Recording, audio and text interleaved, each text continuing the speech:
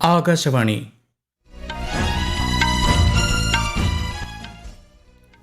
നമസ്കാരം.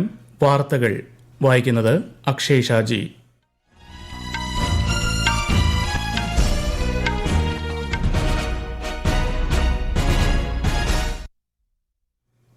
പ്രധാന വാർത്തകൾ.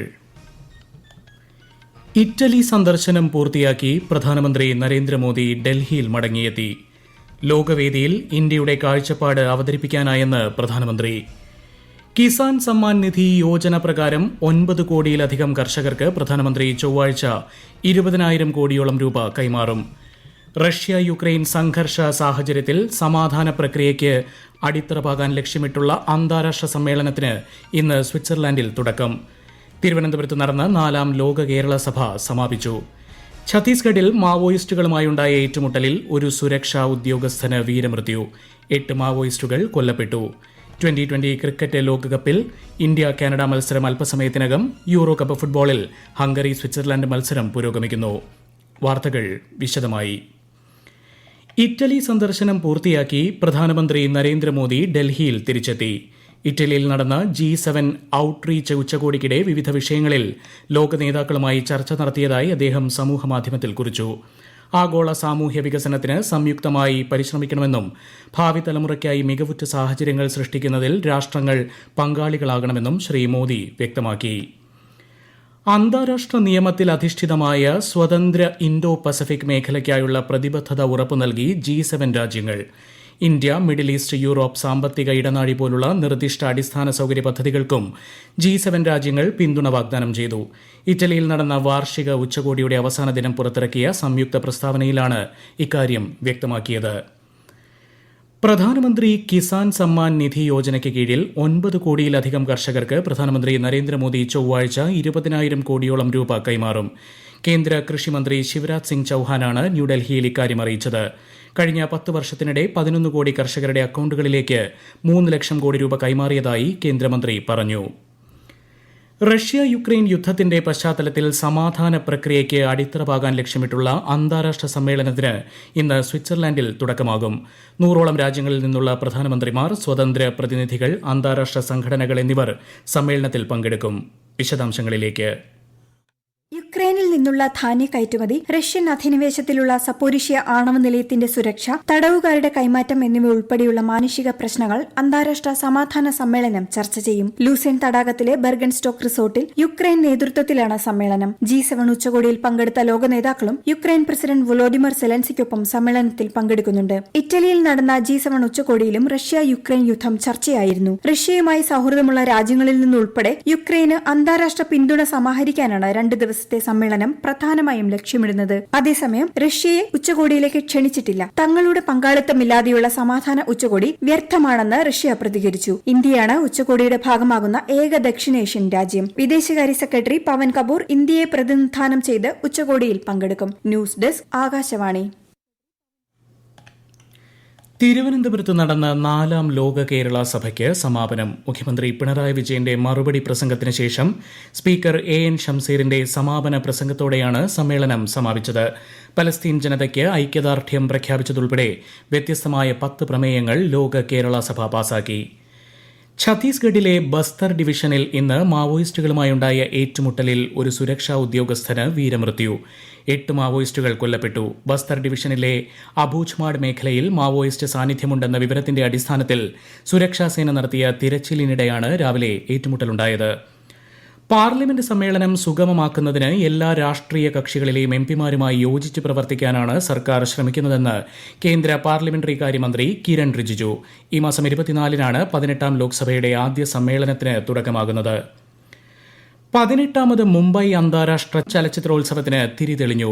കേന്ദ്ര സഹമന്ത്രി എൽ മുരുകൻ ഉദ്ഘാടനം ചെയ്തു. സമഗ്ര സംഭാവനയ്ക്കുള്ള വി ശാന്താറാം പുരസ്കാരം വന്യജീവി ചലച്ചിത്രകാരൻ സുബ്ബയ്യ നല്ലമുത്തുവിന് സമ്മാനിക്കുമെന്നും അദ്ദേഹം അറിയിച്ചു. ഡൽഹി, ചെന്നൈ, പൂനെ, കൊൽക്കത്ത എന്നിവിടങ്ങളിൽ സമാന്തര പ്രദർശനങ്ങളും സംഘടിപ്പിക്കും. സാഹിത്യ അക്കാദമി 2024 ബാലസാഹിത്യ പുരസ്കാരങ്ങളും യുവ പുരസ്കാരങ്ങളും ന്യൂഡൽഹിയിൽ പ്രഖ്യാപിച്ചു. ബാലസാഹിത്യ പുരസ്കാരത്തിന് 24 പേരും യുവ പുരസ്കാരത്തിന് 23 പേരും അർഹരായി. 50,000 രൂപയും ഫലകവുമാണ് പുരസ്കാര ജേതാക്കൾക്ക് നൽകുക. ഈ വാർത്തകൾ ആകാശവാണിയിൽ നിന്ന്. ജമ്മു കശ്മീരിലെ സുരക്ഷാ സാഹചര്യവും അമർനാഥ് യാത്രയുടെ തയ്യാറെടുപ്പും അവലോകനം ചെയ്യാൻ കേന്ദ്ര ആഭ്യന്തരമന്ത്രി അമിത്ഷായുടെ നേതൃത്വത്തിൽ നാളെ രാവിലെ ഉന്നതതല യോഗം ചേരും. ജമ്മു കശ്മീർ ലഫ്റ്റനന്റ് ഗവർണർ മനോജ് സിൻഹ, ദേശീയ സുരക്ഷാ ഉപദേഷ്ടാവ് അജിത് ഡോവൽ, കേന്ദ്ര ആഭ്യന്തര സെക്രട്ടറി, ജമ്മു കശ്മീർ ഭരണസമിതി, സൈനിക, പോലീസ് ഉദ്യോഗസ്ഥർ തുടങ്ങിയവർ പങ്കെടുക്കും. വിഴിഞ്ഞം അന്താരാഷ്ട്ര തുറമുഖത്തെ കസ്റ്റംസ് പോർട്ടായി അംഗീകരിച്ചതായി സംസ്ഥാന തുറമുഖ മന്ത്രി V N Vasavan. Section 7A പ്രകാരമാണ് വിഴിഞ്ഞത്തിന് അംഗീകാരം ലഭിച്ചത്. ഇത് സംബന്ധിച്ച ഗസറ്റ് വിജ്ഞാപനം പുറത്തിറങ്ങി. ഇതോടെ കയറ്റുമതിയും ഇറക്കുമതിയും സാധ്യമാവുന്ന നിയമവിധേയമായി അംഗീകരിക്കപ്പെട്ട തുറമുഖമായി വിഴിഞ്ഞം മാറി. പുതിയ ക്രിമിനൽ നിയമങ്ങളായ ഭാരതീയ ന്യായ സംഹിത, ഭാരതീയ നാഗരിക് സുരക്ഷാ സംഹിത, ഭാരതീയ സാക്ഷ്യ അധിനിയം എന്നിവ അടുത്ത മാസം 1 പ്രാബല്യത്തിൽ വരും. പുതിയ ക്രിമിനൽ നിയമങ്ങളെക്കുറിച്ചുള്ള വിവരങ്ങൾ ഏകീകൃതമാക്കുന്നതിന്റെ ഭാഗമായി ദേശീയ crime records bureau NCRB Sankalan of criminal laws എന്ന മൊബൈൽ ആപ്ലിക്കേഷൻ പുറത്തിറക്കി. ഗൂഗിൾ പ്ലേ സ്റ്റോറിലും ആപ്പിൾ ആപ്പ് സ്റ്റോറിലും ആപ്ലിക്കേഷൻ ലഭ്യമാകും.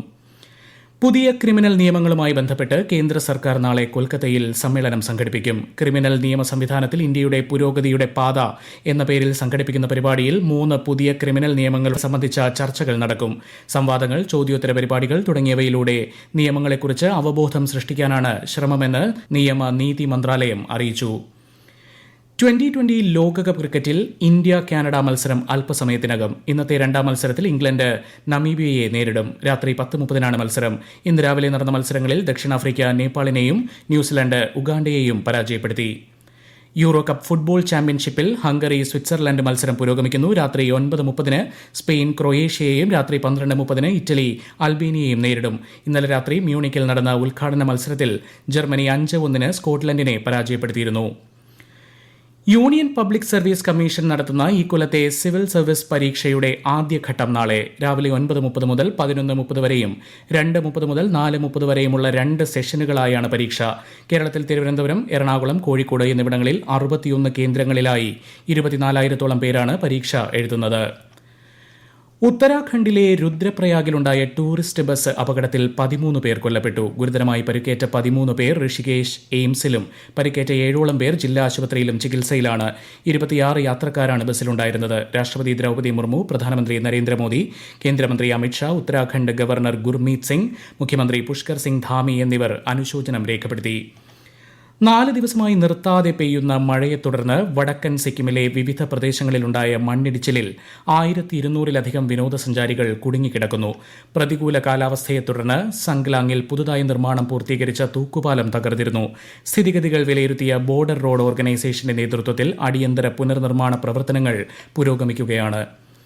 സിക്കിമിലെ നാംചിയിലെ മജ്വായിൽ മണ്ണിടിച്ചിലുണ്ടായ പ്രദേശം മുഖ്യമന്ത്രി പ്രേം സിംഗ് തമാങ് സന്ദർശിച്ചു. ഈ മാസം 10-നുണ്ടായ മണ്ണിടിച്ചിലിൽ 3 പേർ കൊല്ലപ്പെടുകയും വ്യാപകമായ നാശനഷ്ടമുണ്ടാവുകയും ചെയ്തു.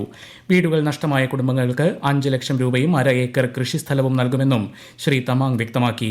വടക്കൻ സിക്കിമിലെ പ്രതികൂല കാലാവസ്ഥ രക്ഷാപ്രവർത്തനത്തെ സാരമായി ബാധിച്ചിട്ടുണ്ട്. കേരളത്തിൽ നിന്നുള്ള 7 വിനോദസഞ്ചാരികളെ സോങ്ങുവിൽ നിന്ന് കാൽനടയായാണ് രക്ഷപ്പെടുത്തിയത്. സാമൂഹ്യനീതി ശാക്തീകരണ മന്ത്രാലയത്തിന്റെ വ്യാജ വെബ്സൈറ്റ് വഴി കേന്ദ്ര സർക്കാർ ജോലി വാഗ്ദാനം ചെയ്ത് തട്ടിപ്പ് നടക്കുന്നതായി കണ്ടെത്തൽ. രജിസ്ട്രേഷൻ ഫീസായി 435 രൂപയും വെബ്സൈറ്റിലൂടെ ആവശ്യപ്പെട്ടിരുന്നു. വെബ്സൈറ്റിന് സർക്കാരുമായി ബന്ധമില്ലെന്നും ഇത്തരം തട്ടിപ്പുകൾക്കെതിരെ ജാഗ്രത പുലർത്തണമെന്നും PIB ഫാക്ട് ചെക്ക് വിഭാഗം വ്യക്തമാക്കി. socialjustice.gov.in ആണ് മന്ത്രാലയത്തിന്റെ ഔദ്യോഗിക വെബ്സൈറ്റ്. ഡൽഹിയിൽ ജലക്ഷാമം രൂക്ഷമായ സാഹചര്യത്തിൽ ജലമന്ത്രി ആതിഷി ജലബോർഡ് അധികൃതരുമായി അടിയന്തര യോഗം ചേർന്ന് സ്ഥിതിഗതികൾ വിലയിരുത്തി. അധിക ടാങ്കറുകൾ ആവശ്യമുള്ളതും ടാങ്കറുകൾ പോകാത്തതുമായ സ്ഥലങ്ങളിൽ ബദൽ മാർഗങ്ങൾ തേടണമെന്ന് മന്ത്രി ഉദ്യോഗസ്ഥർക്ക് നിർദ്ദേശം നൽകി. പ്രധാന വാർത്തകൾ വീണ്ടും. ഇറ്റലി സന്ദർശനം പൂർത്തിയാക്കി പ്രധാനമന്ത്രി നരേന്ദ്രമോദി ഡൽഹിയിൽ മടങ്ങിയെത്തി. ലോകവേദിയിൽ ഇന്ത്യയുടെ കാഴ്ചപ്പാട് അവതരിപ്പിക്കാനായെന്ന് പ്രധാനമന്ത്രി.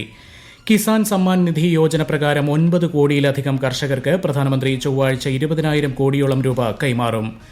റഷ്യ യുക്രൈൻ സംഘർഷ സാഹചര്യത്തിൽ സമാധാന പ്രക്രിയയ്ക്ക് അടിത്തറ പാകാൻ ലക്ഷ്യമിട്ടുള്ള അന്താരാഷ്ട്ര സമ്മേളനത്തിന് ഇന്ന് സ്വിറ്റ്സർലൻഡിൽ തുടക്കം. തിരുവനന്തപുരത്ത് നടന്ന 4ാം ലോക കേരള സഭ സമാപിച്ചു. ഛത്തീസ്ഗഡിൽ മാവോയിസ്റ്റുകളുമായുണ്ടായ ഏറ്റുമുട്ടലിൽ ഒരു സുരക്ഷാ ഉദ്യോഗസ്ഥന് വീരമൃത്യു. 8 മാവോയിസ്റ്റുകൾ കൊല്ലപ്പെട്ടു. 2020 ലോകകപ്പ് ക്രിക്കറ്റിൽ ഇന്ത്യ കാനഡ മത്സരം അല്പസമയത്തിനകം. യൂറോ കപ്പ് ഫുട്ബോളിൽ ഹംഗറി സ്വിറ്റ്സർലൻഡ് മത്സരം പുരോഗമിക്കുന്നു.